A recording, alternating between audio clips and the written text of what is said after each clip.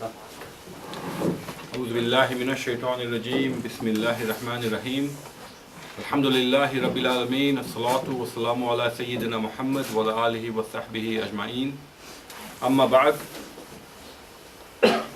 قال الله تعالى في كتاب المجيد والسماء ذات البروج واليوم الموعود وشاهد ومشهود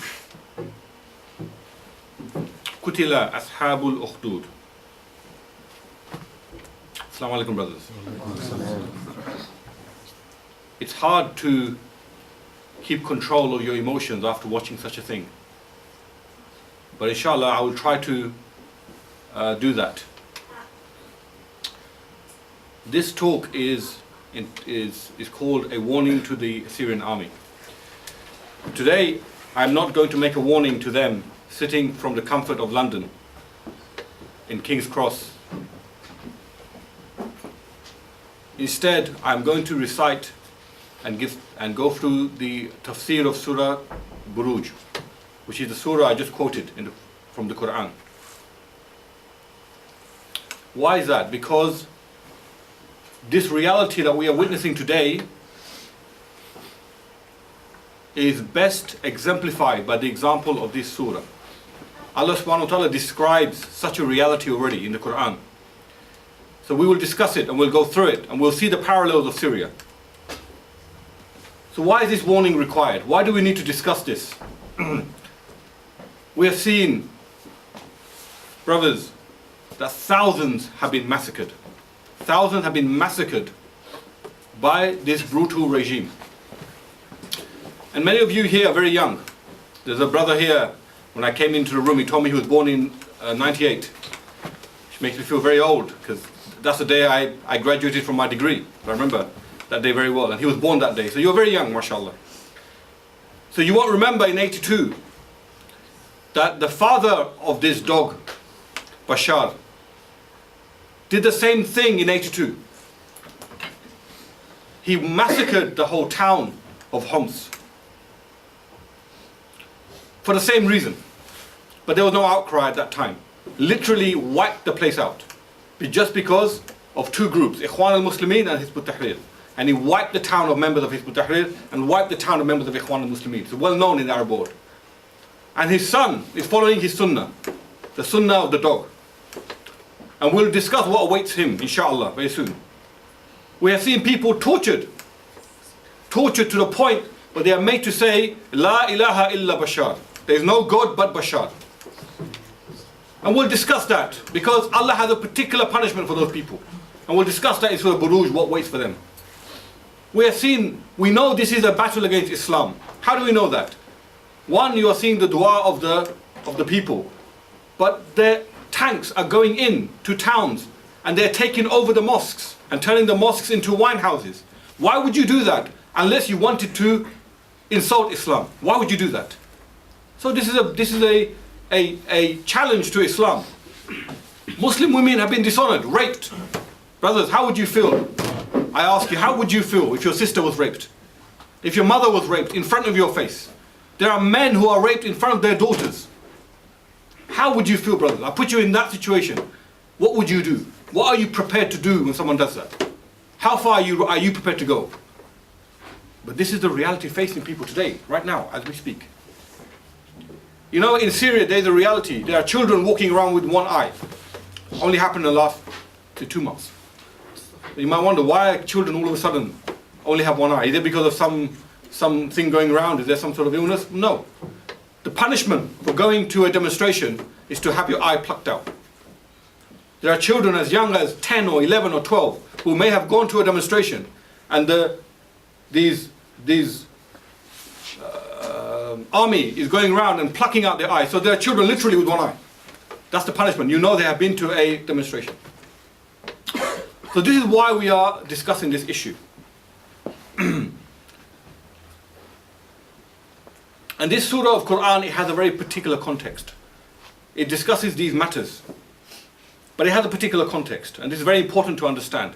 When you look at the Quran, there is a message, there's a recurring message that goes through the Quran. You read the story of Musa alayhi salam. Allah said, have you heard the story of Musa? He's asking a question. Have you heard this story? And you read about the boy who was thrown into the Nile on a cradle, and this boy grew up in the house of the Fir'aun, and he grew up to become strong, the strongest of all the prophets actually.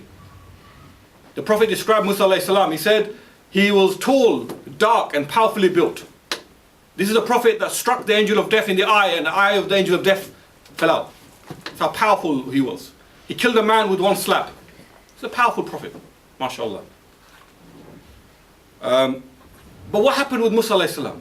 He went to his people. He went to the Fir'aun. He challenged the Fir'aun. He struggled against the Fir'aun, and in the end he was victorious. The same for Ibrahim alayhi salam, the friend of Allah. Why is he a friend of Allah? Because he came to the realization of Allah's existence without any support or help. Came to it by his ration. And Allah loved him for that. And again, he went to Namrud, and he challenged him, and he struggled against him, and then he was victorious, and so on. Every prophet, same story. Except in this surah, brothers, it's opposite, the other way around. This boy was inspired by Allah subhanahu wa ta'ala. He challenged the ruler. He changed the people. He was killed for it. Everybody who was Muslim was killed for it, and the ruler lived. It's a complete upside down story. Very interesting. Only surah, only story of Quran where it's like that. Why is that? There are two hikmahs for this. First hikmah is Allah's preparing the Sahaba. This surah came in the early days. Allah is preparing the Sahaba and is teaching them a very important lesson. Sometimes you're going to struggle against the ruler and you're not going to make it. You're not going to make it. You might die. You might die in the process. But don't worry, because Allah has a particular reward for you. In this surah, Allah describes the reward for these people. That's the first thing. Sometimes you're going to struggle. Like we have seen, people are giving up their life, brothers. Did you see those children? Did you see them? Giving up their life. They didn't make it. But Allah will have a particular reward for them, inshallah. But the other lesson is, Allah redefines victory. What is victory? What is it really? Is it about life and death, or is it something else? And you see in this story how the actions of one boy destroyed the regime. Actually destroyed the regime by the hands of the regime. The regime itself destroyed itself because of the action of this boy. And this is very similar to this issue in Syria. So this is the reality of this message. It's very important. So the surah starts. Allah says in the Quran, وَالسَّمَاءِ ذَاتِ الْبُرُوجِ, by the heaven with its impregnable castles. وَالْيَوْمِ الْمَوْعُودِ, by the promised day. So why is Allah subhanahu wa ta'ala talking about stars and heavens in this surah? Very strange. Why don't he just talk about the pit? Why doesn't he talk about these things? Because this is a story. Stories need to be verified. If I said, oh, the other day I went down the street and this guy came and he did this and he did that, and you're going to think, well, it's just a story. How do I know I wasn't there with Jilani? I don't know if this happened. So Allah is verifying. Allah is going to tell you a story, but He's verifying the fact of the story before He tells you the story. How is He verifying? He's saying, look at the heavens and the earth. Look at it. Look how perfect it is. Do you know the sun, every day, the sun sends out its solar winds? Do you know this? Every single day, the sun sends out radiation. And this radiation destroys planets. Why do you think Mars is orange?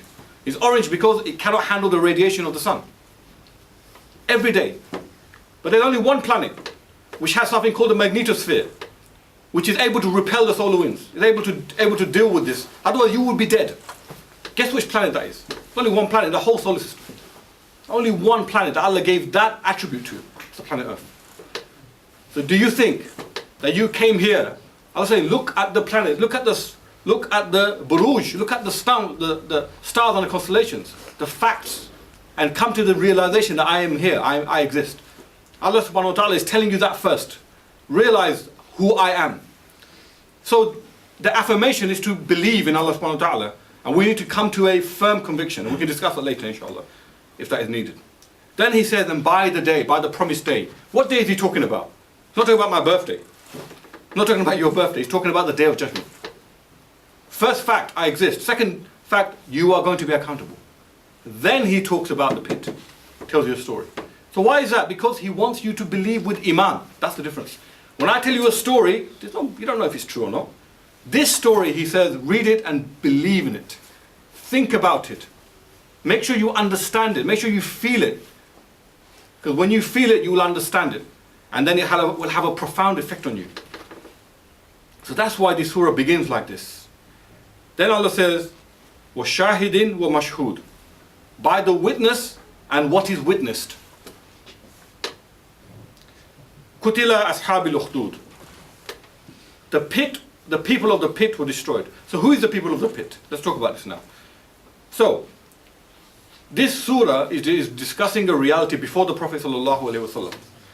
He's talking about there was a king, and this king used to deal in magic.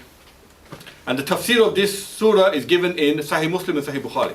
I'm just going to abbreviate all of it, inshallah. And this king had a sorcerer. And this sorcerer was getting a bit old. There's a brother in this room, I don't know where he is now, he says I'm very old. He says he's very young and I'm very old. He's older than me even, twice my age actually. This sorcerer is going to basically snuff it. He's going to die soon. So the king realizes, okay, this is my sorcerer, he's going to die. I need to find him an apprentice. So he looks around and they run a competition to find the smartest boy. And they find this boy, mashallah, they find this boy. And they make this boy the apprentice of the sorcerer. So the boy, he becomes the apprentice. And every day he goes to learn from the sorcerer. He's learning magic. And on the way to the sorcerer, he sees the monastery. So every day he's going to the sorcerer. One day he sees the monastery, strange building. And he goes inside. Because young people are very curious. You know, on Facebook everyone wants to know everyone else's business. This is what young people do. They like to know. Everyone's curious about, oh, look, he went here. Oh, look, he's talking to him. Oh, he's talking to that guy. Young people like to know. They're very curious. So this boy is walking and he sees a monastery. Oh, that's curious. Let me go and see what's going on there. So he goes into the monastery. And there's somebody talking, a priest. So you might say, why are we discussing a priest? We're talking about Islam. But remember, before the Prophet ﷺ, this was the religion of Islam. So this priest was preaching the religion of Islam. This is before Muhammad ﷺ. So this priest is talking about Tawheed. This boy comes along and he listens. It intrigues him, interests him. And he listens for 2 hours. And realizes, oh my God, I have to go and see this sorcerer. So he runs back to the sorcerer. The next day he comes and he sees again. So in the end he realized that if I just go a little bit earlier to work, I can learn about this thing that this guy is teaching. So in the end, every day he used to go 2 hours to learn from the sorcerer. Then to learn from the priest. Then he'd go and do sorcery. Right? He learned sorcery. And then in the evening he'd go back to the priest, then he'd go home. And he complained to the priest. He said, look, I get beaten twice every day. So the priest said, why do you get beaten twice every day? He goes, well, I come and learn from you in the morning, then I go to the sorcerer, and because I'm late, he beats me really badly, right? And then he teaches me about sorcery, then I come back to you in the evening, then I go home, and I get beats at home as well. My parents beat me for being late. Now I'm sure you've all, alhamdulillah, experienced that at some point, inshallah. So he beats me. So the priest says, well look, basically to do this, in the morning, tell the sorcerer that your parents delayed you, and in the evening, tell your parents the sorcerer delayed you. Okay? So in the morning, tell the sorcerer your parents delayed you, and in the evening, tell your parents your sorcerer delayed you. So he does that every day. And all of this time he's learning about Islam and about sorcery. Now this is, I'll just stop the story there. This is a very important point, brothers. Look at this boy first of all. See, he's not on the pure path. He's doing something kufr. You know sorcery, magic is one of the major sins. It's not a minor sin. It's actually a major sin. You do magic, you are basically destined to hellfire. Allah subhanahu wa ta'ala hates it. It's like zina, it's like fornication. It's like one of the worst things you can do. And this boy is doing kufr as he's learning about Islam. So the first lesson is, we should realize that doing sins doesn't destroy you completely, as long as you repent.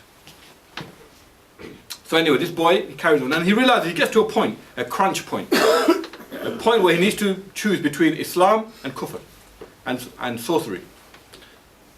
And everyone's been through this point. I remember when I was younger, I wasn't very Islamic actually. I wasn't very practicing, and I had led a certain lifestyle. And some brothers came and made dawah to me. And I had to, alhamdulillah, I learned about dawah, but I was carrying on doing something which basically I shouldn't be doing. And then you reach a crunch point, you've got to choose between the two. You can't carry on like this. At some point, you've got to choose. And everybody goes through this point. You've got to choose between, are you going to carry on Jahiliyyah, or are you going to come to Islam? And really the point here, brothers, is that at some point you're going to come to Islam. At some point in your life, you're going to come back to Islam. But don't come to Islam with lots of sins. Just make the choice earlier. This boy realized that. So he said, okay, I've got to choose between Islam or sorcery. Now, around about this time, there's a savage beast, there's this animal that's going around the kingdom, eating people. And nobody can deal with this animal. So the king comes out with his soldiers, tries to deal with this animal. Animal's too strong. He calls a sorcerer. Sorcerer really can't deal with it. Everybody's afraid. So the boy goes. And he says, Ya Allah, if your path is the true path, then I'm going to throw a stone in your name. And if the animal dies, then I know your path is the correct path, and I will make my choice. Islam will be my choice. So he puts it to the test. He goes up to the animal with his stone, and he throws it and says, Bismillah. And he strikes the animal, and then the animal dies. So now the boy knows. Okay, now he knows, okay, I've got to stick with Islam.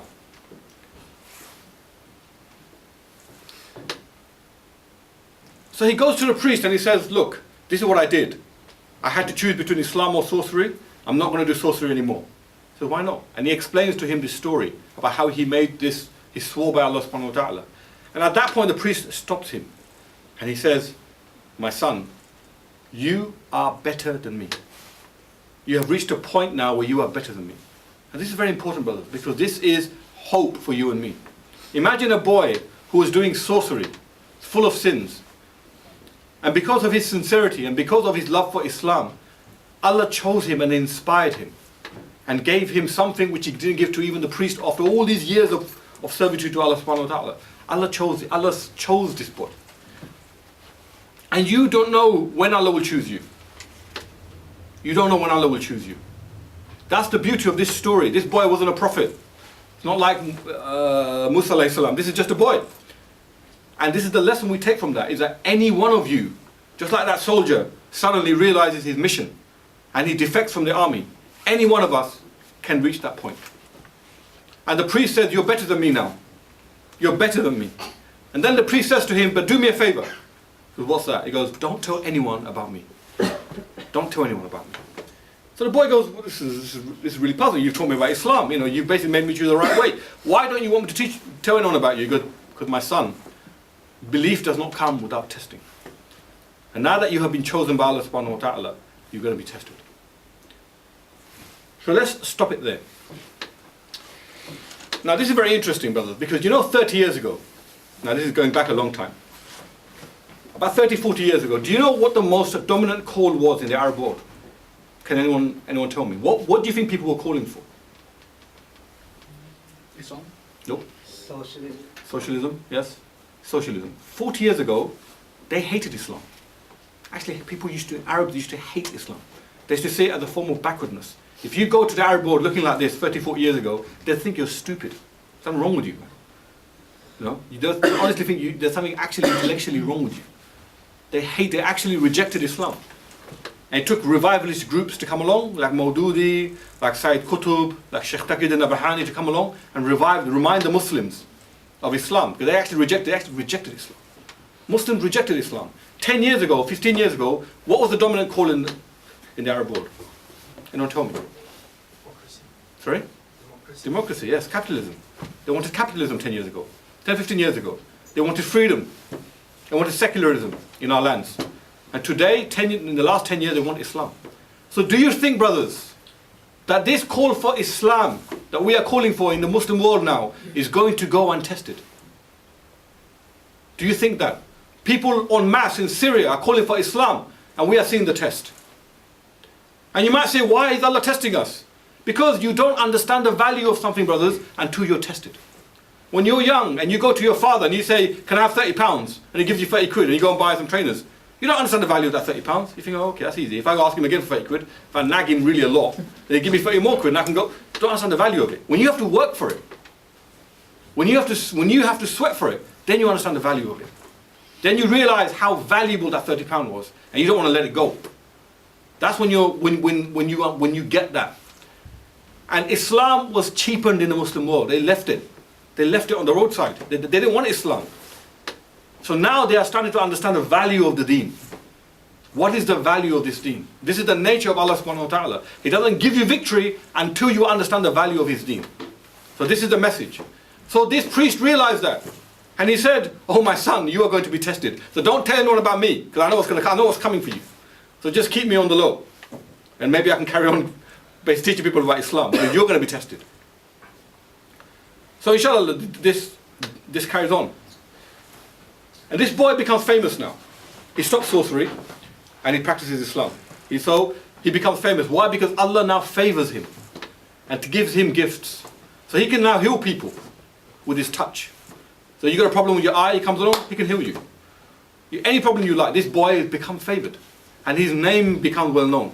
So imagine in this time and age, brothers, what's the scourge of this society? It's cancer. There's no cure for cancer. If you get cancer, you're in trouble. It's worse than AIDS. Cancer, if you get cancer, subhanallah, there is no cure for cancer. Imagine if there's a boy, if there's someone that you have cancer and he comes along, he touches your hand and suddenly your cancer's gone away. You will become famous. So this boy had become so famous. And the king had a friend who was very ill. I think he lost his sight. And he didn't know what to do. So the king said, oh, there's this boy I basically heard about. He's the apprentice of the sorcerer. Go to him because I heard he can heal people. So this man goes to the boy.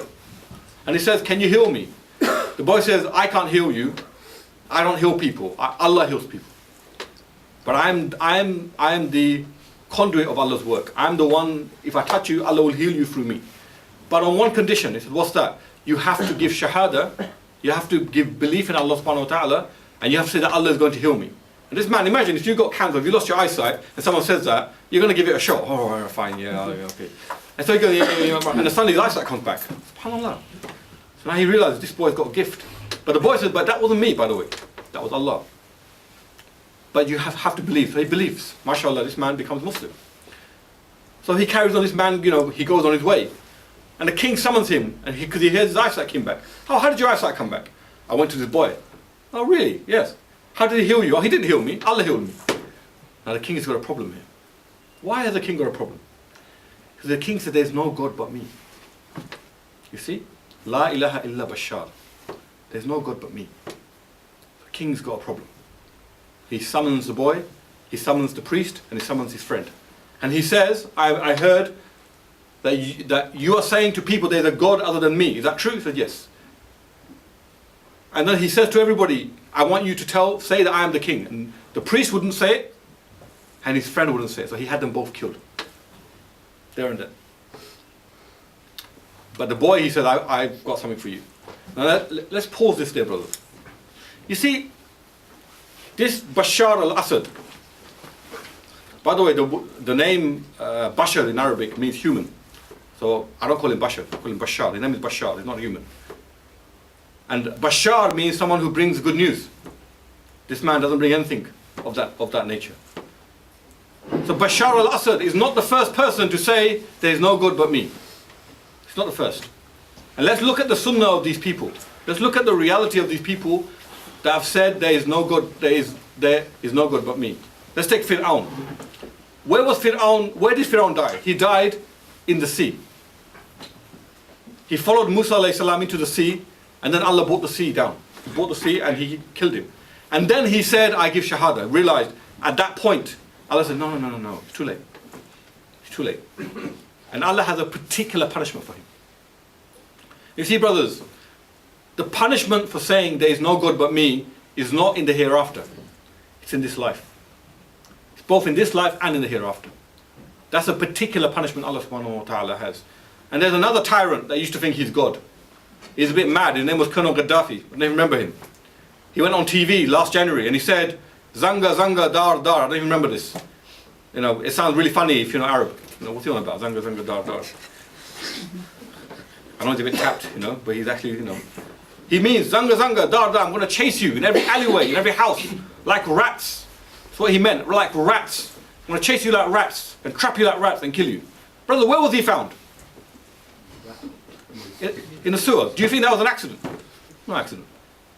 And you know what he was wearing? He was wearing golden underpants when he was found. Absolutely not, it's true. The man used to wear golden underpants. I'm not sure if they were golden when he was found. And he was humiliated, you know. They, you know, alhamdulillah, I know sisters here, so I can tell you this. They raped him with a metal rod.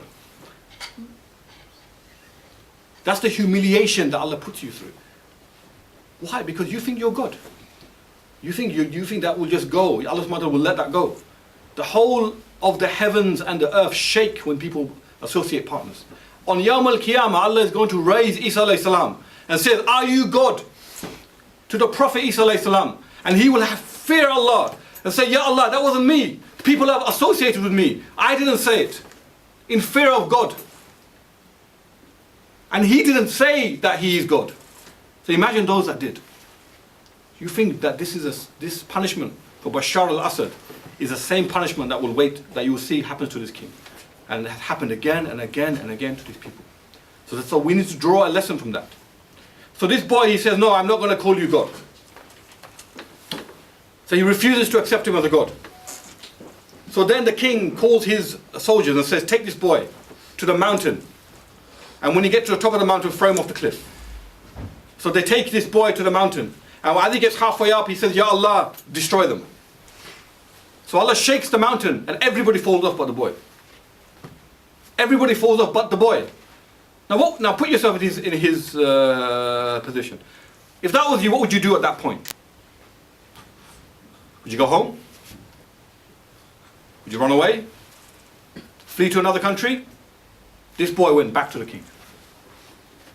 He went back to the king. Said, you didn't kill me, by the way, I'm still here. Now this is interesting. Why is that? Because the nature of the da'wah, the nature of the Islamic ideology is challenging. We are not Christians. We don't turn the other cheek. You hit me on this cheek, I hit you back. That's the way we are as Muslims. We don't turn the other cheek. This da'wah came to dominate, brothers, all other ways of life. And we are not ashamed to say that.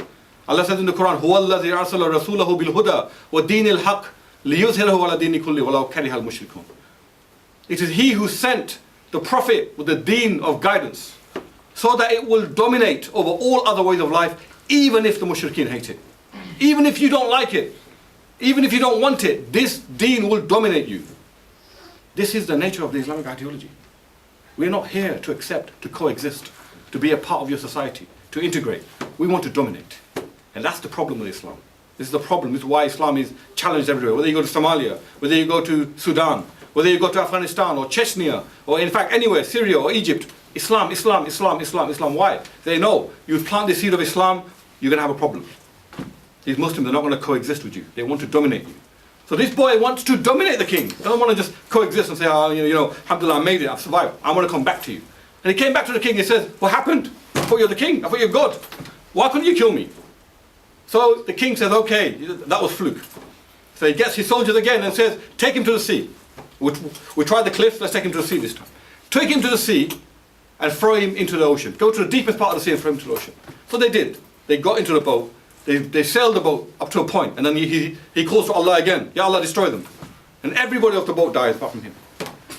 And he sails back. And he comes back to the king. And he said, we can do this all day long. You can try to kill me and you're never going to flee. So look, let me just tell you, let me just give you a clue. Yeah? You want to kill me, it's very simple. Just go outside in public, in front of everybody, just gather everybody, get an arrow, put it through my head, but before you do it, say Bismillah. Say in the name of Allah, and then I will die. King became arrogant. Okay, fine, I want to get rid of this kid. He didn't realize the gravity of what the kid just said. You want to kill me, you have to kill me in the name of Allah. It's a challenge. It's the only way you're going to deal with me. And this is the challenge of Islam, brothers. You see, when the king wanted to do that, when the king goes through with this, he has destroyed himself. This is what we mean by Allah redefines victory. He has destroyed his power. He has destroyed the fear that people had of him. It's gone from the people. Suddenly they realize, actually, you're nothing. Allah is the one who has the real power here. And that's when your power is finished. And this is one of the lessons we get from this. The actual power is in Islam. And this is why when we look at the actions of this dog Bashar al-Assad, these days are his last days. Mark my words, inshallah, you'll remember this. These days are his last days. Because these are acts of a desperate man. And the more you do this, the more stronger you make the Muslims. The more resolve you give them. Because they're not going to back down. They said, shahada or victory. SubhanAllah, it's a powerful statement. You don't have to kill me. If you kill me, I win. Or I will win. So you just choose for me, I don't mind. And instead of me, there's 1,000 of me waiting to take my place. This is the power that Islam gives, brother. It's the haqq. It's the truth. And if Bashar al-Assad wants to destroy Islam, why doesn't he produce one verse like it? Allah puts a challenge, just like the boy said, you want to destroy me? Just say Bismillah and kill me. Allah said, you want to destroy Islam? Produce one verse like it. If you think this is not from Allah, just produce an ayah like it. And then you have finished the Islamic ideology. But you're unable to do that. So this is the reality, brothers. We see that these tyrants, they destroy themselves. That's the sunnah, that's the way Allah made it. Such that they destroyed themselves. So this king, he took the boy out in public. In front of it, gathered everybody. And got his men and said, Bismillah, and killed him. SubhanAllah, he killed him. This boy, inshallah, became shaheed. And may Allah grant him Jannah with the prophets, inshallah. So now there's a problem. Because now everybody looks at him and thinks, SubhanAllah, you can only kill him by saying Allah. And that's what that boy was saying all that time, that there must be a God. And SubhanAllah, we have to worship him. So everybody gave shahada. So can you see, by the actions of the ruler, he destroyed himself. And Allah discusses this phenomenon in the Quran. وَيَمْكَرُوا وَيَمْكَرَ اللَّهُ وَاللَّهُ خَيْرُ الْمَاكِرِينَ. They plan and Allah plans, and Allah is the best of all planners. So coming back to this brother who was born in 98. In 2001, what do you think America was planning to do in the Muslim world? Going to Iraq. Well, Afghanistan, but then Iraq. That's right. Why do you think that was the case? Any ideas? They were angry, 9/11, they just wanted to take the anger out. But what's the real reason? Oil, yes. Anything else? Destroy Islam. Destroy Islam, mashallah. Jazakallah khairan. That's right, they want to destroy Islam. Why? Because they know these regimes are on their last legs. They know that. They're not stupid. They said that these regimes, all of them, they're on their last legs. These kings are really stupid. They don't leave a number two. In Libya, there's no number two, by the way. In Libya, there's no one to take over. Why? Because Gaddafi killed everybody. So actually, you leave a power vacuum by doing that. If you do that, there's only one set of people that are going to take over. That's going to be the Islamic people. They realize that. So they said, okay, we realize this reality that we're going to go and invade country by country by country. We're going to start with Afghanistan, then we're going to go to Iraq. And you know how long the initial plan of Iraq was, by the way? Does anyone know? How long do you think America wanted to stay in Iraq? How long do you think they said that they could deal with Iraq? A year. 20 years? Sorry? 10 years. No. 1 year, not even 1 year. 6 months. 6 months. Rumsfeld had a 6-month strategy. We're going to go in, we're going to hit them in the air, we're going to go on the ground, 6 months, we'll deal with Iraq, then we'll do Iran, we'll deal with Iran, then we're going to go to Syria, do Syria, alhamdulillah, or not alhamdulillah, we'll take over the whole place. That's our grand plan. That's their plan. And why is that? Because they realize these rulers are on their last legs, and they want to take Islam out of the equation. But what happened? By going into these countries, what did they do? They accelerated the revival of Islam. One thing Muslims don't like is, they don't like you invading their countries. Frankly. We're not like other people. You know, as I said, we don't turn the other cheek. You want to fight? Fine, we'll fight you. You want to come to the Taliban, who are the most backward of all Muslims. I don't mean this in a bad way. They are not very intelligent. They're not clever. Yeah, they walk around with flip-flops and so Wakamis in the middle of the winter. These are the kind of people you're talking about here. Yeah, right? They're not known for their education, but these guys, they don't like you to invade them. And you go and try to invade them, and you will find these are men. These are men. They will come and they will fight you with whatever they got. They will fight you with whatever weapons they've got, and they ain't gonna back down. That's the nature of Muslims. They didn't count on that fact. They didn't count on the fact that in Somalia, look. The only country to kick these Americans out was Somalia. They couldn't handle them. Within a few months, they had to leave because they didn't realize the level of the fact Muslims don't like to be invaded.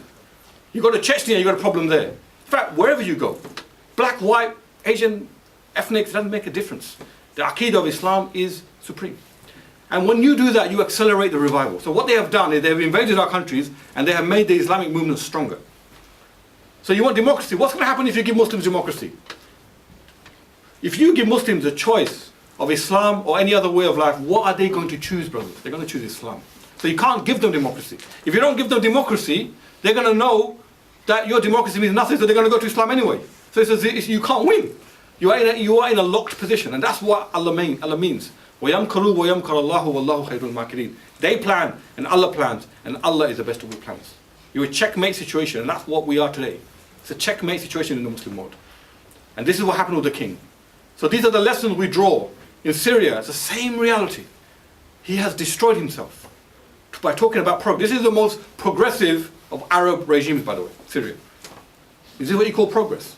What you kill young babies. SubhanAllah. You kill young people. You poke their eyes out. You rape their women. This is progress. So we have seen the illusion of these things. So the king, what does he do? He goes and he kills the boy, and then everybody gives shahada. So now he's in this weird position. He's going to have to kill everybody now. Basically. He's got no choice. So he says to everyone, okay, you've got two choices. Either you call me your king, or if you call Allah, either you call me your God. If you call Allah your God, then I'm going to have to kill you all. Do you guys give up? They said no. They said Allah is God. Allah subhanahu wa ta'ala is the creator. We have to face him. So he draws up a pit of fire. This is what the Quran is referring to. By the people of the pit. He draws up a pit of fire. And he says, he puts a time, anyone who wants to believe in God will need to go into this fire. So the whole town, one by one, go into this fire. The iman of these people is, alhamdulillah, amazing. Look at the change this one boy made. The boy that was doing sorcery, brothers. This boy that was doing kufr. Look what the change this boy made in the whole society. So everybody went in. To the extent, brothers, there was a woman who had a baby. A young baby, an infant, couldn't speak. And I know how, alhamdulillah, my wife gave birth to a girl 6 weeks ago. And I know how close my wife is to my daughter. So this woman was taking her baby into the fire. Who's going to do that, tell me? Who would take your child to the fire? And as she's going to the fire, she's in two minds. The books of hadith say she becomes a bit hesitant. Because any mother would become hesitant. And then Allah gives the child the ability to speak. Allah gives the karamat to the child. And the child speaks and says, Ya, oh my mother, this is the haqq. This is the truth. Don't back down.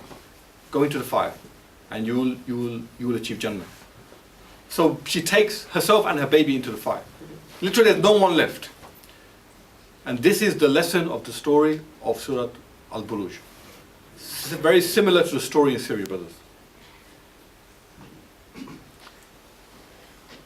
So on this note, brothers, I want to talk about what is our responsibility. Because Allah says, and those who witnessed. So those who went into the fire, by the ones who went, and the one who witnessed. Very important this point. There are some people that are observing, watching, taking a back seat. And they're watching what's going on. Oh yeah, it's not really my fight. I'll just stay out of it. And Allah's saying that if you are those people, then you are witnessing this thing and you did nothing about it. And there's a severe punishment for you. So for us, we are witnessing what's going on. And there is an imperative, an obligation upon us, brothers, to do something, to stand and count. And you might ask, what can we do from here? So I'll give you some practical points, inshallah. There are 3 things you can do from here. 3 very specific things you can do. Number 1, you need to stand with the Muslims and you need to support the Ummah. Support the Ummah in Syria. So you might say, okay, well, that's a bit, that's a bit woolly, man. This guy's saying, support the Ummah. Okay, how do I support the Ummah? And what difference am I going to make when I support the Ummah? Okay, that's a good question. So, tell me, does anyone know of any other grouping of people that support some strange things? Anyone tell me? Who supports who? Yes? There's this certain religion that believes in UFOs. No, not those guys, man. I'm talking about just normal people in society. Oh. Football fans. Football fans support football teams, right? They become passionate about it. And you see them, at home, they call it friends around, they get the popcorn, and they're watching Arsenal or Man United or Liverpool, whoever it is. And the guy's watching, on his TV, and look at his face when they score. Yes! What difference is he going to make? He's sitting in front of a TV. They can't even hear him. And when they miss, like you punched him in the ribs. Really hurt, And if they're lost, he's down and he's depressed. Feels depressed. I remember my brother in '86, a long time ago. '86, Brazil were knocked out by France. He hates the French to this day. Hasn't got over it. That's the level of feeling. He hates the French. Can't stand them. I also hate the French too, but for different reasons. So look at the level of feeling. And more than that, they have every argument. They know everything about their club. Okay, Luis Suarez, he didn't shake the hands of Evra. Ask my United fans, they'll give you a narrative. Oh, he's racist. He said the N-word. It's terrible. Oh, he didn't shake his hand. Look how blah, blah, blah. You ask Liverpool fans. Oh, Evra, he's a troublemaker. Look what he did. Blah, blah, blah, blah. Everyone knows the arguments, counter-arguments. They know everything.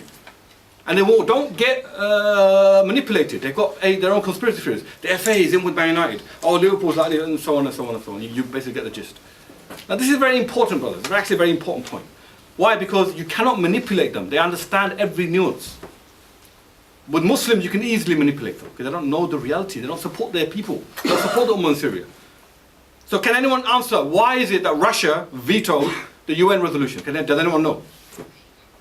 Okay, if you don't know, you don't know. That's fine. Why does America want to have a UN resolution so she can invade, knowing that for 41 years she's been supporting this regime? Why now does she want to do a change of regime? Does anyone know? But I bet if I asked you about Suarez, I'd get a response. Although I think he's a good player, actually. But why is that? Because ultimately, brothers, we don't support our Ummah. We don't stand with them. And if you don't stand with them, you get manipulated. People say, oh, it's terrible. Look at what's happened. 107 scholars, they said, he needs to go. Well, where are these 107 scholars for the last 41 years? Where were they in 82? Where was their fatwa all this time? Don't you think they're getting manipulated by the British, who want him out? And why do they want him out? They want him out because they can put somebody else in there. They don't want the Muslims to establish an Islamic state. So they want to put someone else there. That's the issue. The Russians don't want to do it because basically they've been arming him for the last 4 years. They've got massive deals with this guy. So if you pass the resolution, America will come along, put someone else in, and you can't deal with him anymore. America's worried because who do you think is the #1 supporter of Israel in that region? It's Syria. Syria is the #1 supporter of Israel. That's why you can't invade Israel. You can't do anything to Israel because of Syria. That's why the Jews all of a sudden, the Israelis rather, all of a sudden become quiet, silent. They have got nothing to say. Usually they got something to say about everything. Suddenly they've got nothing to say. Why? Because they're worried. So brothers, first thing, you've got to support your Ummah. Understand your argument so that you don't get manipulated. We do not want intervention. We don't want any foreign intervention. We couldn't give a damn about your UN resolutions. We want Khilafah. We want the Muslims to establish Khilafah. That's what we want. So we understand that. So that's the first point, you support your Ummah. Number 2, you work for Khilafah. What is the Khilafah? The Khilafah is the Islamic ruling system. It implements Islam. Rasulullah sallallahu alayhi wa sallam said, the innamal imam junnah, the imam is a shield. Verily, the imam is a shield behind which you fight and which you defend yourself. That's what the imam, the khalif, that's what he is. We are calling for khilafah. We're calling for the Islamic state. And this is not an individual obligation. It is not a regional obligation. It is not a British obligation or a Syrian. It is a global obligation until it is established. So right now, the Muslims of Syria are a little bit busy. They're trying to remove the regime. They can't make the argument of how an Islamic system is going to change the world. How is it going to establish the economic policy? What is this gold standard going to do? How are you going to stabilize the currency? What form should your ruling system be? How should your Shura Council work? They can't answer those questions. But we can. Because we have the time. So we support them and they support us. They remove the regime, we give them the arguments. This is how an obligation works, brothers. And our obligation is to do that. And you might say that, look, this is a small thing. It's hard to really quantify that. You know? It's a small action. Just talk about some things and give a system and what does that mean? And I'll tell you about another story in the Quran. It's a story of Sulaiman alayhi salam. You know, of all the prophets, he was given the gift of, he was able to talk to the jinns and the animals. You know, he was a fierce prophet. I don't even know that. Fierce temper. Actually, of all the prophets. Strong personality. Everybody was afraid of him, even the jinns. I know you've seen these guys who exercise, people from the jinns. They come around and they read some dua and they, whatever. This guy didn't need to exercise them. The jinns were afraid of him. He used to command them and oblige them, and they had to listen to him. He had power over the jinns. And have you guys heard of the mines of Solomon? Do you guys know? No? Okay. Maybe I'm just too old. Okay, there's a place in Palestine. Underneath, there's called the mines of Solomon. There's like an underground set of valleys and so on, yeah? And these were carved out by Sulaiman alayhi salam and the jinns. And Allah subhanahu wa ta'ala explains in the Quran. And he was so fierce that when he ordered the jinns and the men to carve out the mines, they were so afraid of him, they wouldn't look at him. You know that? It's like, when your dad's really angry with you, and he tells you to do something, you don't want to look at him because he's really angry. Don't look at me! Get into nothing! This was Sulaiman, he was angry, They couldn't even look at him because Allah gave him foresight. Have you guys watched Thundercats? I don't know if you know, yeah? He says, Sword of Omen, give me sight beyond sight, yeah? Could see everything. Sulaiman could see everything. So whether he was sitting here or there made no difference. He had lots of skill, basically. So they were so afraid of him, they wouldn't look at him. And as he commanded them to dig these mines, he died. He actually died. And he was standing on his staff like this, crouched over his throne, and he died. But they were so afraid of him, they wouldn't look up. And the jinns lived, they lived for a long time. For 107 years, they didn't look up. They just carried on digging these mines. So how did they know that he died? Well, in that period, there were ants, and they were eating away at his staff. For a long, long time, they were eating away at his staff, until the staff broke. And when the staff broke, that's when he fell down. And that's when the jinns realized, he's dead. It's time to run. And they all ran away. So this teaches us that, the power of small actions. Small actions can have a profound impact, brothers.